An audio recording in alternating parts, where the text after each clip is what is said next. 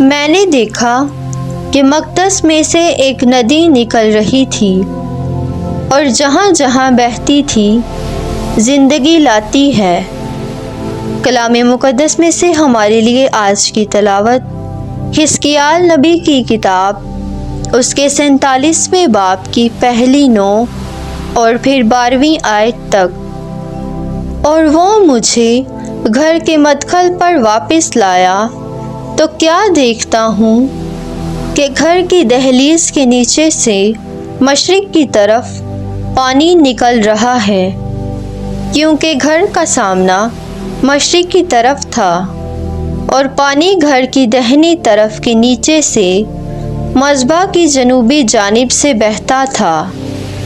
اور وہ مجھے شمالی پھاٹک کی راہ سے باہر لے گیا اور مجھے اس راہ سے جس کا رخ مشرق کی طرف ہے بیرونی پھاٹک پر واپس لایا تو کیا دیکھتا ہوں کہ دہنی طرف سے پانی جاری ہے۔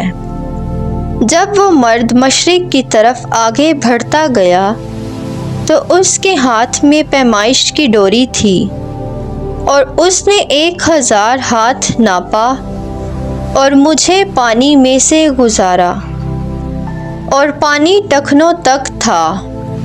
پھر اس نے 1000 ناپا اور مجھے پانی میں سے گزارا تو پانی گھٹنوں تک تھا، اور اس نے پھر 1000 ناپا اور مجھے گزارا تو پانی کمر تک تھا، اور اس نے اور 1000 ناپا تو ایسا دریا ہو گیا جس میں سے میں گزر نہ سکتا تھا، کیونکہ پانی اس قدر چڑھ گیا جو تیرنے کے لائق تھا، اور ایسا دریا ہو گیا جسے عبور کرنا ناممکن تھا۔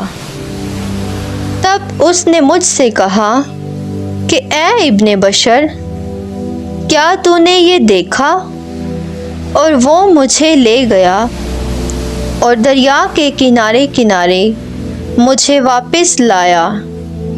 جب میں واپس آ رہا تھا تو کیا دیکھتا ہوں کہ دریا کے کنارے دونوں طرف کثرت سے درخت ہیں، اور اس نے مجھ سے کہا کہ یہ پانی مشرقی علاقے کی طرف بہتا ہے اور عرابہ میں اتر کر بحیرہ شور میں جا ملتا ہے، اور بحیرہ شور میں ملتے ہی اس کے پانی کو میٹھا کر دیتا ہے۔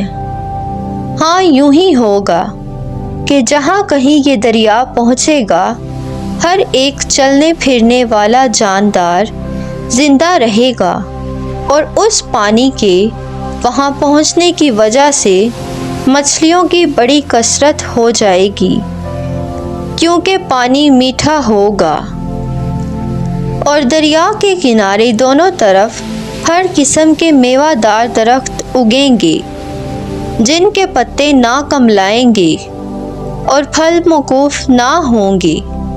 وہ ہر مہینے نئے پھل لائیں گے، کیونکہ ان کے لیے پانی مقدس میں سے جاری ہے، اس لیے ان کے پھل کھانے کے لائق اور پتے شفا دینے کے قابل ہوں گے۔ پاک کلام کے پڑھے اور سنے جانے پر خداوند کی برکت ہو۔ خدا کا شکر ہو۔